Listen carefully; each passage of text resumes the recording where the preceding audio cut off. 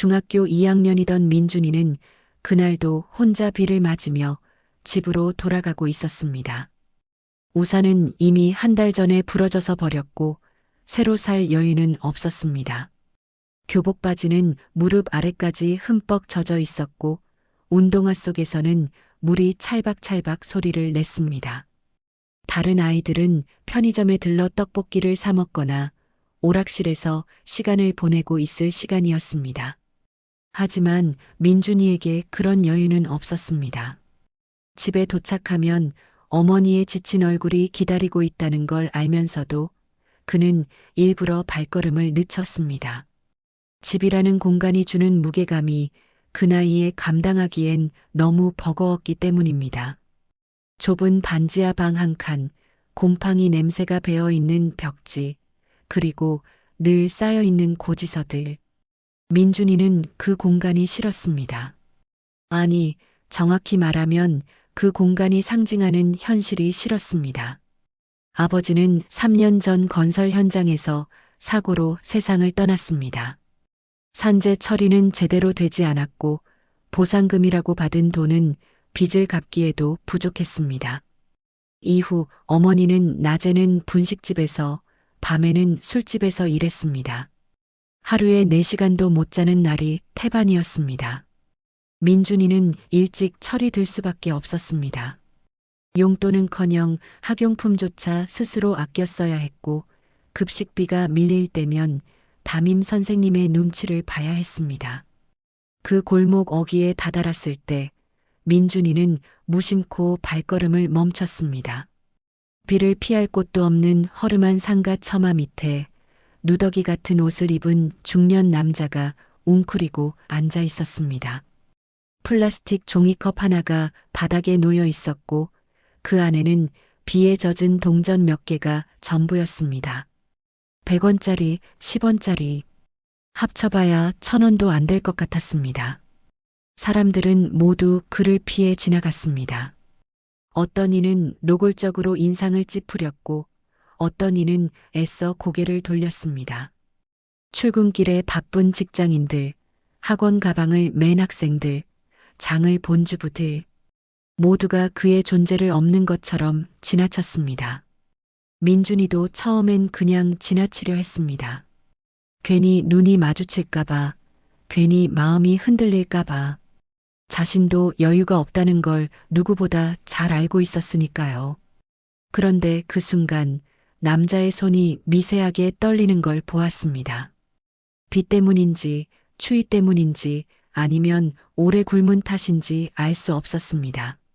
남자의 손등은 상처투성이었고 손톱 밑은 까맣게 때가 끼어 있었습니다. 그 손이 무릎 위에 올려진 채로 아주 작게 떨리고 있었습니다. 민준이의 발걸음이 완전히 멈췄습니다. 나도 여유 없어. 내일은 급식도 없는데. 속으로 그렇게 되뇌었지만 가방 속에서 느껴지는 묵직함이 그의 손을 움직이게 했습니다. 지갑을 꺼내자 접혀있는 지폐 한 장이 보였습니다. 점심값을 아껴 모아둔 돈이었습니다. 급식이 없는 날이면 편의점 삼각김밥 하나로 때워야 할 돈이었고 필기구가 떨어지면 그걸로 사야 할 돈이었습니다. 10,000원. 민준이에게는 결코 작은 돈이 아니었습니다. 한참을 망설이던 민준이는 천천히 종이컵 앞으로 다가갔습니다. 손이 떨렸습니다. 지갑에서 지폐를 꺼내는 손가락이 자꾸 멈칫거렸습니다. 그래도 결국 민준이는 접혀있던 10,000원짜리 지폐를 종이컵에 넣었습니다. 동전이 아니라 지폐를, 그것도 자신에게 가장 소중한 돈을. 지폐가 젖은 종이컵 안으로 떨어지는 순간 남자가 천천히 고개를 들었습니다. 비에 젖은 얼굴, 깊게 패인 눈과 수염이 덥수룩하게 자란 턱. 그러나 그 눈빛만큼은 이상하리만치 또렷했습니다. 탁한 눈동자가 아니라 무언가를 똑바로 보고 있는 사람의 눈이었습니다. 학생. 남자는 떨리는 목소리로 말을 이었습니다. 이건 너무 큰데. 동전 몇 개만 있어도 괜찮아. 민준이는 시선을 피하며 짧게 대답했습니다. 괜찮아요. 그냥 밥 드세요. 학생도 학생인데 저는 집에 가면 밥 먹을 수 있으니까요. 사실은 거짓말이었습니다. 어머니가 난 일을 마치고 저녁 일 가기 전까지 집에 계시는 시간은 고작 1시간 남짓이었습니다. 제대로 된 식사를 차려주실 여유가 없었습니다. 대부분은 편의점 도시락이나 라면으로 때웠습니다. 하지만 민준이는 그런 말을 할 수 없었습니다. 남자는 한동안 말이 없었습니다. 그리고 비에 젖은 지폐를 조심스럽게 집어들더니 천천히 고개를 숙였습니다. 절을 하듯이 깊게. 이 은혜는 꼭 갚겠다. 언젠가 반드시. 그 말은 빗소리에 섞여 흐릿하게 들렸습니다. 민준이는 뭐라 대답해야 할지 몰라 그저 고개를 끄덕이고는 서둘러 그 자리를 벗어났습니다. 뒤를 돌아보고 싶었지만 돌아보지 않았습니다. 마음이 더 흔들릴 것 같았으니까요. 집에 도착한 민준이는 젖은 교복을 벗어걸고 냉장고를 열었습니다. 김치와 달걀 2개, 그리고 어제 먹다 남은 밥이 전부였습니다. 민준이는 계란 하나를 꺼내 후라이를 해서 밥에 얹어 먹었습니다. 배는 고팠지만 이상하게도 후회는 들지 않았습니다. 오히려 마음 한편이 따뜻했습니다. 설명할 수 없는 감정이었습니다. 그날 밤 민준이는 침대에 누워 천장을 바라보며 생각했습니다. 자신이 한 일이 옳은 일이었을까? 그 돈이면 일주일은 점심을 먹을 수 있었는데, 볼펜도 새로 살 수 있었는데, 하지만 그런 생각들은 금방 사라졌습니다. 대신 남자의 떨리던 손과 또렷했던 눈빛만이 머릿속에 남았습니다. 민준이는 그날의 선택이 어떤 의미인지 알지 못했습니다. 그저 마음이 시키는 대로, 본능이 이끄는 대로 행동했을 뿐이었습니다. 하지만 그는 몰랐습니다. 그날의 선택 하나가 20년이라는 시간을 뛰어넘어 자신의 인생을 완전히 바꿔놓을 거라는 사실을, 그리고 그 선택이 언젠가 자신을 구원하게 될 거라는 사실을.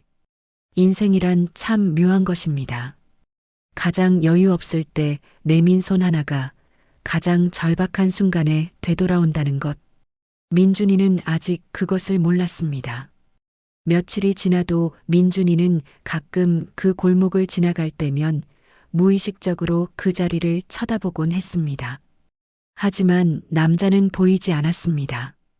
어디론가 떠났는지 아니면 다른 곳으로 자리를 옮겼는지 알 수 없었습니다. 민준이는 조용히 안도했습니다. 밥이라도 먹고 따뜻한 곳을 찾았기를 바라면서. 그렇게 그 기억은 서서히 일상 속으로 묻혀갔습니다. 중학생 민준이의 하루하루는 여전히 팍팍했고 앞으로 나아가기 바빴습니다. 고등학교 진학을 준비해야 했고 어머니를 도와 집안일도 해야 했습니다.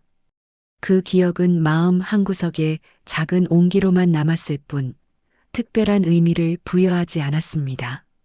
하지만 그것은 씨앗처럼 민준이의 마음 깊은 곳에 조용히 자리 잡고 있었습니다.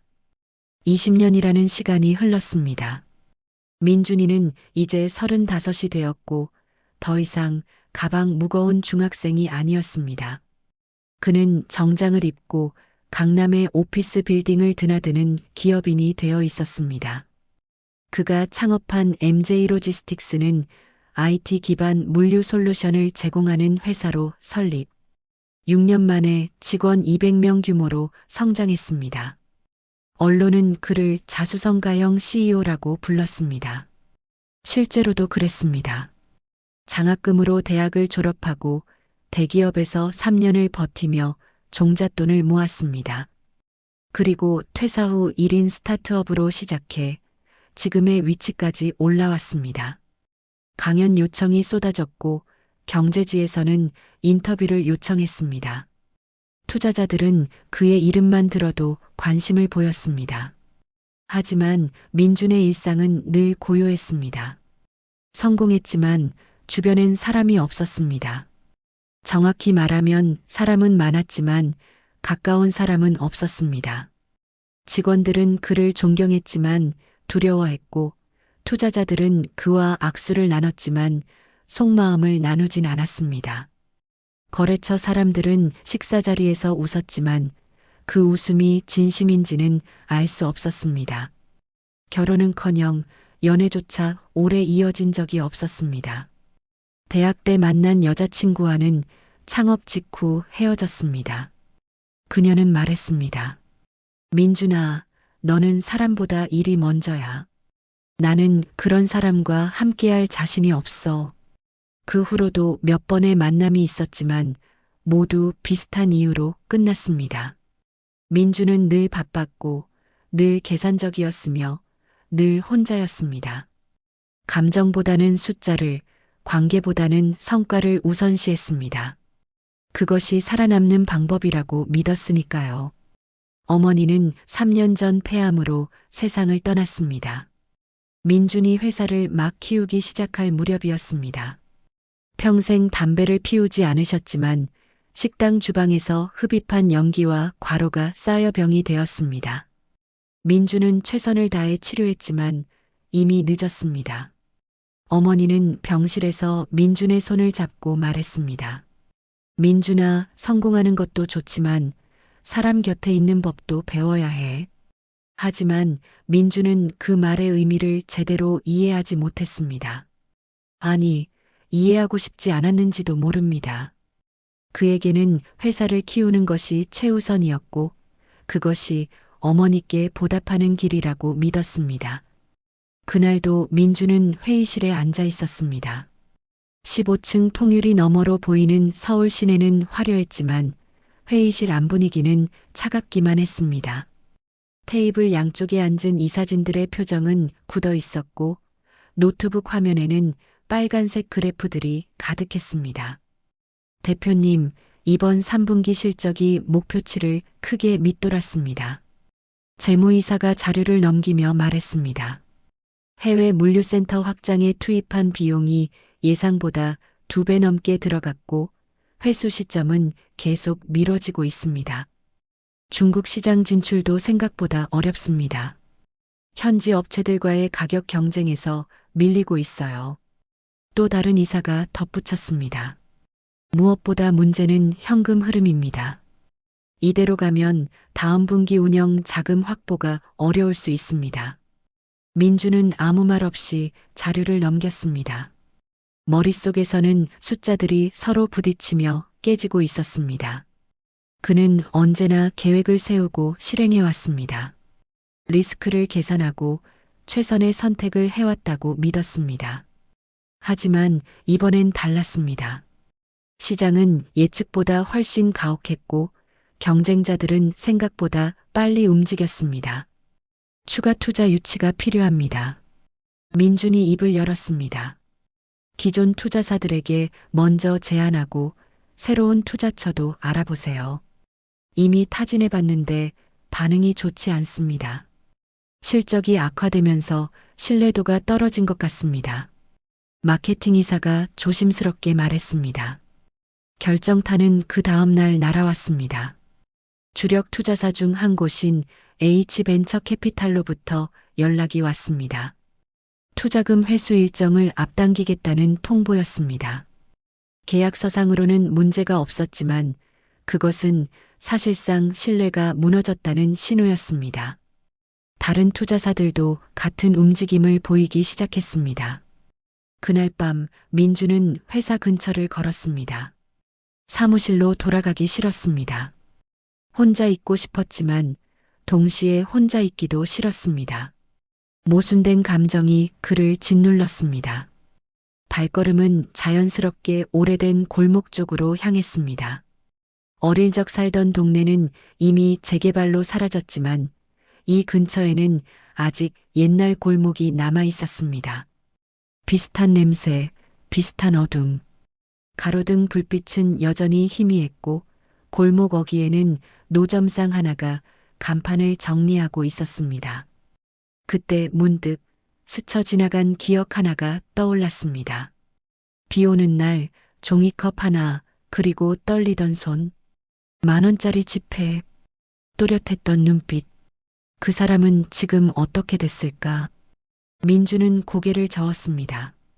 지금 자신에게 그런 감상은 사치였습니다. 20년 전 일을 떠올릴 여유가 없었습니다. 당장 내일 회의 준비를 해야 했고 투자사들을 설득할 방법을 찾아야 했습니다. 숫자를 다시 정리하고 전략을 재수립해야 했습니다. 하지만 그 기억은 쉽게 지워지지 않았습니다. 오히려 걸을수록 더 선명해졌습니다. 그날의 빗소리, 젖은 지폐의 감촉, 남자의 목소리. 이 은혜는 꼭 갚겠다. 민주는 씁쓸하게 웃었습니다. 은혜를 갚는다는 것. 지금의 자신에게는 너무 낯선 개념이었습니다. 비즈니스 세계에서 은혜란 없습니다. 있는 것은 계약과 이익, 그리고 배신뿐이었습니다. 민주는 그렇게 배워왔고 그렇게 살아남았습니다. 아파트로 돌아온 민주는 거실 소파에 몸을 던졌습니다. 30평대 아파트는 혼자 살기엔 넓었지만 동시에 너무 텅 비어 있었습니다. 벽에 걸린 상패 몇 개, 책장에 꽂힌 경영서적들, 그리고 먼지 쌓인 운동기구. 집이라기보다는 숙소에 가까웠습니다. 노트북을 열어 이메일을 확인했습니다. 새벽 1시가 넘었는데도 메일은 계속 쌓여갔습니다. 거래처에서 온 독촉, 직원들의 보고서, 투자사의 미팅 요청, 모든 게 무거웠습니다. 민주는 노트북을 덮고 눈을 감았습니다. 이게 내가 원하던 성공일까? 질문은 떠올랐지만 답은 나오지 않았습니다. 민주는 그저 어둠 속에서 눈을 뜨고 천장을 바라볼 뿐이었습니다. 그는 몰랐습니다. 그 감상이 곧 현실이 되어 다시 그를 흔들 것이라는 걸, 그리고 그 흔들림이 오히려 그를 구원하게 될 거라는 것을. 위기는 예상보다 빨리 그리고 가혹하게 찾아왔습니다. 추가 투자 유치는 연달아 무산되었습니다. 민준이 직접 만난 투자사만 5곳이 넘었지만 모두 정중하게 거절했습니다. 표면적인 이유는 다양했습니다. 시장 상황이 좋지 않다. 내부 심사를 통과하지 못했다. 다른 포트폴리오와 중복된다. 하지만 본질은 하나였습니다. 신뢰가 무너지고 있다는 것. 은행 대출마저 조건이 악화됐습니다. 기존에 받았던 신용대출의 금리가 올랐고 추가 대출은 담보 없이는 불가능하다는 통보를 받았습니다. 민주는 개인 자산까지 담보로 제공할 각오를 했지만 그것만으로는 부족했습니다. 회사 내부에서는 구조조정 이야기가 공공연하게 돌기 시작했습니다. 복도에서 직원들이 수군대는 소리가 들렸습니다. 이번 달 급여는 나오겠지? 아직까지는 밀린 적 없으니까 괜찮지 않을까? 그래도 이력서는 업데이트해 두는 게 좋을 것 같아. 민주는 그 소리를 들으면서도 모른 척 지나쳤습니다. 뭐라 말할 수 없었습니다. 괜찮다고, 걱정하지 말라고 자신 있게 말할 수 없었으니까요. 가장 큰 충격은 이사회에서 날아왔습니다. 민준이 가장 믿었던 부사장 김태훈이 사표를 냈습니다. 창업 초기부터 함께했던 동료였고 민준이 유일하게 속마음을 나눴던 사람이었습니다. 그가 사직서를 내밀 때 민준은 한동안 말을 잇지 못했습니다. 왜? 미안해, 민준아. 나도 가족이 있어. 더 이상 불확실한 미래에 베팅할 수 없어. 우리가 같이 시작한 거잖아. 여기까지 오는데 내가 얼마나 중요했는데. 알아. 그래서 더 미안해. 하지만 나는 내가 아니야. 나는 모든 걸 걸 수 없어. 김태우는 고개를 숙이고 회의실을 나갔습니다. 민주는 빈 회의실에 홀로 남아 창밖을 바라봤습니다. 처음으로 혼란스러웠습니다. 지금까지 모든 문제는 전략과 숫자로 해결해 왔습니다. 하지만 이번엔 달랐습니다. 사람들이 떠나고 있었습니다. 신뢰가 무너지고 있었고 눈빛이 달라지고 있었습니다. 그날 저녁 민주는 마지막 희망을 걸고 투자 미팅에 나갔습니다. 중소기업 전문 투자사였지만 규모가 작아도 상관없었습니다. 당장 필요한 것은 시간이었습니다. 석 달만 버티면 새로운 계약이 들어올 예정이었습니다. 그것만 성사되면 다시 회복할 수 있었습니다. 하지만 미팅은 예상보다 일찍 끝났습니다. 상대방 투자심사역은 자료를 대충 훑어보더니 정중하지만 단호하게 말했습니다. 죄송합니다만 현재 상황에서는 긍정적으로 검토하기 어려울 것 같습니다. 한 번만 더 기회를 주시면. 대표님, 저희도 실적으로 평가받는 입장입니다. 이해해 주시기 바랍니다. 민주는 더 이상 말을 잇지 못했습니다. 빌딩을 나서는데 갑자기 하늘에서 굵은 빗방울이 떨어지기 시작했습니다. 우산도 없이 뛰어들어간 곳은 오래된 지하상가 입구였습니다. 20년 전처럼 비를 피하기 위해 또다시 처마 밑으로 숨어들었습니다. 숨을 고르며 주변을 둘러보는데 민주는 그 자리에서 얼어붙었습니다. 종이컵은 없었지만 그 자세는 너무도 익숙했습니다. 지하상가 계단 옆 벽에 기대 앉아 있는 노숙자 한 명. 비에 젖은 머리, 낡은 옷차림. 하지만 그 눈빛은 20년 전과 똑같이 또렷했습니다. 탁하지 않고 무언가를 똑바로 보고 있는 사람의 눈. 남자는 민준을 올려다보더니 천천히 미소를 지었습니다. 많이 컸구나. 민준은 심장이 내려앉는 기분을 느꼈습니다. 목소리도 눈빛도 그 존재 자체가 기억 속 그 사람과 일치했습니다. 혹시 저를 아세요? 어떻게 있겠니? 20년 전 비 오는 골목에서 10,000원을 건네준 학생. 민주는 한동안 말을 잇지 못했습니다. 눈앞의 현실이 믿기지 않았습니다. 20년이라는 시간. 그 긴 시간 동안 이 사람은 여전히 거리에 있었다는 말인가. 민주는 가슴이 먹먹해졌습니다. 아직도 기억하세요? 잊을 수가 없더라. 그날 내가 준 돈으로 일주일을 버텼어. 그리고 그 일주일이 내 인생을 바꿨지. 남자는 천천히 자리에서 일어났습니다. 생각보다 키가 컸고 허리도 곧았습니다. 노숙자치곤 이상하게 당당한 자세였습니다. 앉아봐. 이야기 좀 하자.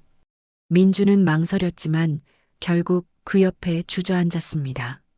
정장 바지가 더러워지는 것 따위는 신경 쓰이지 않았습니다.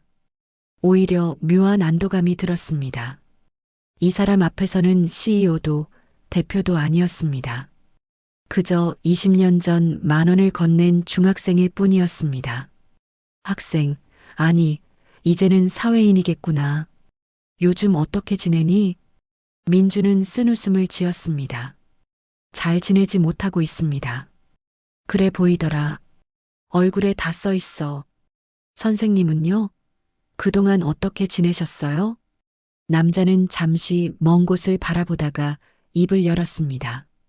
나는 박성호라고 해. 원래 대기업 전략기획 임원이었지. H그룹 알지? 거기서 15년을 일했어. 민주는 놀라서 남자를 다시 쳐다봤습니다. H그룹이라면 국내 10대 그룹 중 하나였습니다. 그런데 왜? 내부 비리를 고발했거든. 회계 부정, 횡령, 뇌물. 다 알면서도 모른 척할 수 없었어. 그래서 검찰에 제보했지. 박성우는 담담하게 말을 이었습니다. 결과는 뻔했어. 회사는 나를 배신자로 낙인 찍었고 업계에서 완전히 매장당했어. 가족도 떠났고 집도 잃었지. 그렇게 거리로 나왔어. 그런데 왜 아직도 거리에 있냐고? 그건 내 선택이야. 박성우는 민준을 똑바로 바라봤습니다. 사람의 본 모습은 가장 낮은 자리에서 보이거든. 나는 그걸 보고 싶었어. 누가 진짜고 누가 가짜인지, 누가 선한 마음을 가졌고 누가 그저 체면만 차리는지. 민주는 할 말을 잃었습니다. 20년 전 그날도 그랬어. 수백 명이 나를 지나쳤지만 멈춘 건 너뿐이었어. 그것도 자기 형편도 어려운 중학생이. 그날 나는 확신했어. 이 아이는 다르다고. 저는 그냥 하는 선택이란 없어. 모든 선택엔 이유가 있고 그 선택이 그 사람을 보여주지. 박성우는 민준의 어깨를 가볍게 두드렸습니다. 자, 이제 내가 갚을 차례다. 내가 지금 어떤 어려움에 처해 있는지 모르지만 내가 도울 수 있어. 무슨 말씀이신지. 내일 저녁 7시 이 주소로 와. 정장 입고. 박성우는 주머니에서 명함 한 장을 꺼내 건넸습니다. 명함에는 강남의 한 빌딩 주소와 층수만 적혀 있었습니다. 이름도 회사명도 없었습니다. 선생님, 이게 대체. 내일 보면 알게 될 거야. 그리고 민준아, 은혜는 빚이 아니라 순환이야. 내가 준 것이 돌고 돌아 너에게 돌아오는 거지. 민준은 명함을 받아들고 박성우를 바라봤습니다. 여전히 이해할 수 없었지만 묘한 확신이 들었습니다. 이 사람을 믿어도 괜찮다는. 꼭 가겠습니다. 그래. 기다리고 있을게. 비는 여전히 내리고 있었습니다. 하지만 민준의 마음은 조금 가벼워졌습니다. 20년 만의 재회. 그것이 우연인지 필연인지는 알 수 없었지만 분명한 건 하나 있었습니다. 자신의 선택이 결코 헛되지 않았다는 것. 그리고 그 선택이 지금 다시 자신에게 돌아오고 있다는 것. 다음 날 저녁 7시, 민주는 명함에 적힌 주소를 찾아갔습니다. 강남역 부근의 프라임 오피스 빌딩 27층. 엘리베이터 문이 열리자 고급스러운 인테리어의 복도가 나타났습니다. 대리석 바닥 간접 조명, 그리고 끝에 보이는 유리문. 문패에는 SH 파트너스라고만 적혀 있었습니다. 민준이 초인종을 누르자 문이 자동으로 열렸습니다. 안으로 들어서니 넓은 응접실이 나타났습니다. 그리고 그곳에 박성우가 서 있었습니다. 어제와는 완전히 다른 모습으로. 깔끔하게 다린 네이비 정장, 정돈된 머리, 그리고 자신감 넘치는 자세. 어서 와, 민준. 앉아. 민준은 넋을 잃고 소파에 앉았습니다. 눈앞의 상황이 현실인지 꿈인지 구분이 되지 않았습니다. 놀랐지? 다들 그래. 박성우는 미소를 지으며 말했습니다. 설명이 필요하겠구나. 나는 박성우, SH 파트너스 대표야. 비상장 중소기업 전문 사모투자 회사를 운영하고 있어.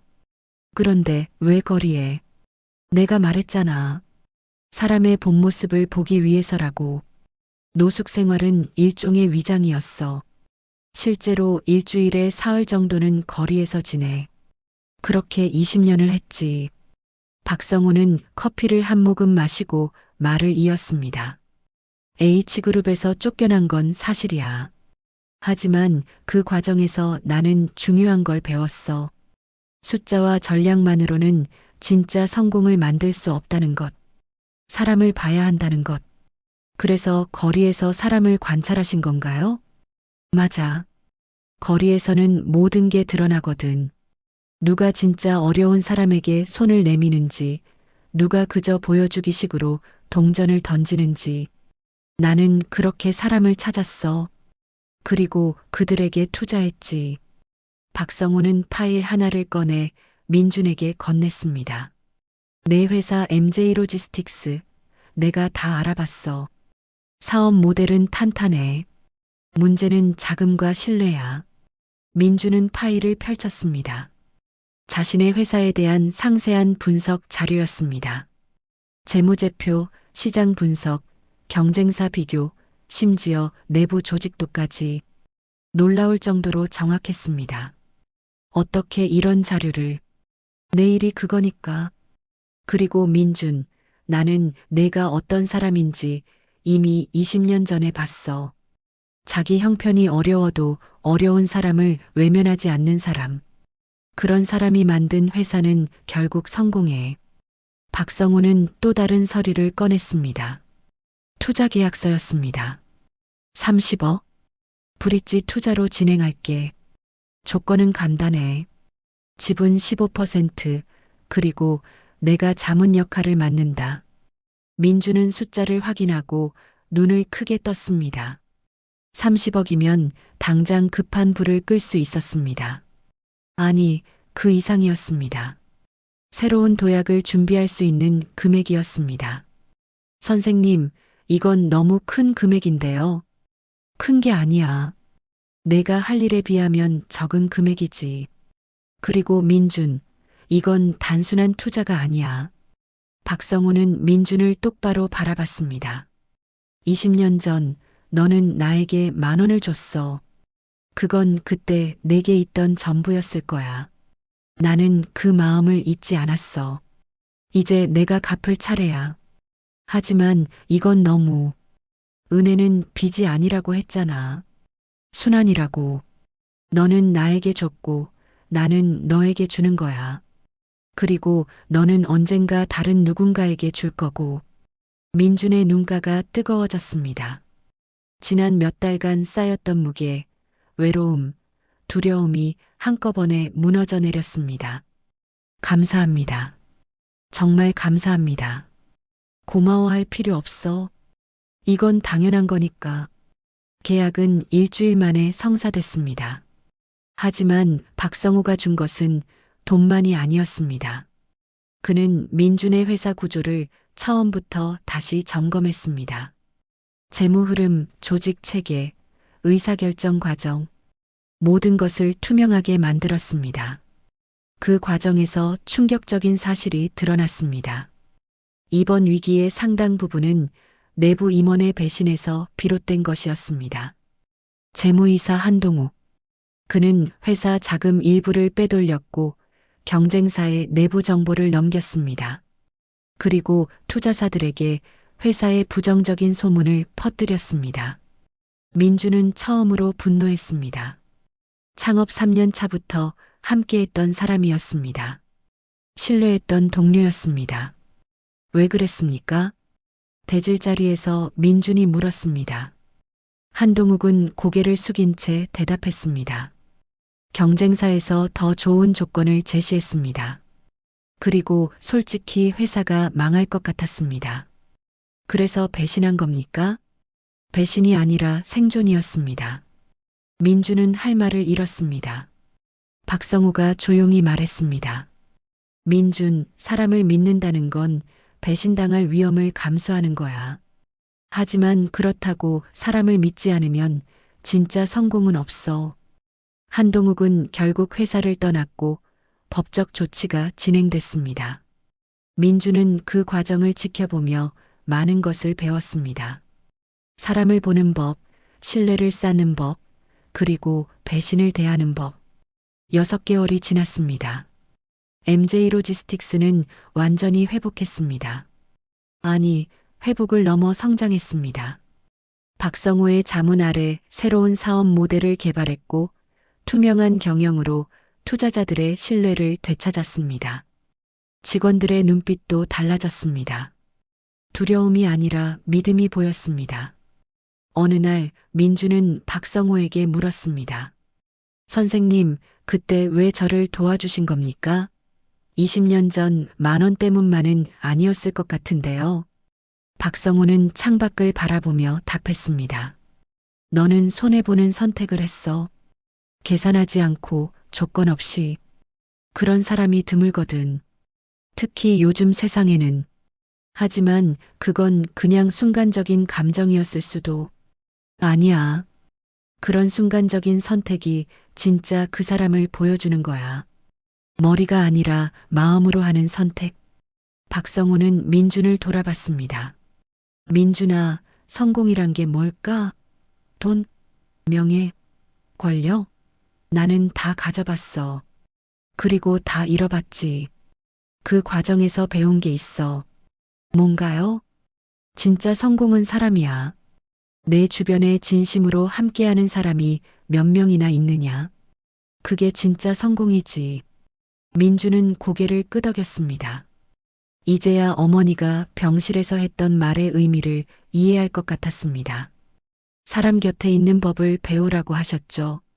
어머니가 좋은 어머니셨네. 그 말을 꼭 기억해. 비가 오는 어느 날 민주는 다시 그 골목을 찾았습니다. 20년 전 10,000원을 건넸던 그곳. 이제 그곳은 재개발로 사라져 있었지만 비슷한 풍경의 골목은 여전히 도시 곳곳에 남아 있었습니다. 민주는 처마 밑에 앉아 있는 노숙자 한 명을 발견했습니다. 젊은 남자였습니다. 민주는 멈추지 않고 지나갈 수도 있었습니다. 하지만 그러지 않았습니다. 지갑에서 지폐 몇 장을 꺼내 종이컵에 넣었습니다. 남자가 고개를 들었고 민주는 조용히 말했습니다. 밥 드세요. 그리고 힘내세요. 감사합니다. 남자의 목소리가 떨렸습니다. 민주는 고개를 끄덕이고 걸음을 옮겼습니다. 뒤돌아보지 않았습니다. 20년 전 자신처럼 그날 밤 민주는 박성호에게 문자를 보냈습니다. 선생님 말씀이 맞았습니다. 은혜는 빚이 아니라 순환이네요. 오늘 그 순환을 이어갔습니다. 답장이 왔습니다. 잘했어. 그렇게 계속 이어가는 거야. 그게 우리가 할 일이지. 민주는 창밖을 바라봤습니다. 비는 여전히 내리고 있었습니다. 하지만 이제 그 빗소리가 외롭게 들리지 않았습니다. 오히려 따뜻했습니다. 누군가와 연결되어 있다는 느낌. 혼자가 아니라는 확신. 인생의 가장 큰 투자란 가장 여유 없을 때 내민 손이라는 것. 민주는 이제 그것을 알았습니다. 그리고 그 손을 잡아줄 누군가가 있다는 것도. 은혜는 돌고 도는 것. 주면 언젠가 돌아오고 받으면 다시 누군가에게 주는 것. 민준의 여정은 이제 시작이었습니다. 더 이상 숫자와 전략만으로 살지 않을 것입니다. 사람을 보고 사람과 함께 걸어갈 것입니다. 20년 전 중학생 민준이가 했던 선택처럼, 그리고 박성우가 보여준 것처럼 비 오는 골목에서 시작된 이야기는 이렇게 또 다른 골목으로 이어졌습니다. 끝이 아니라 시작. 한 사람의 선택이 다른 사람의 인생을 바꾸고 그것이 다시 순환하는 것. 민주는 조용히 미소 지었습니다. 이제 자신도 누군가의 박성우가 될 준비가 되었다고 느끼면서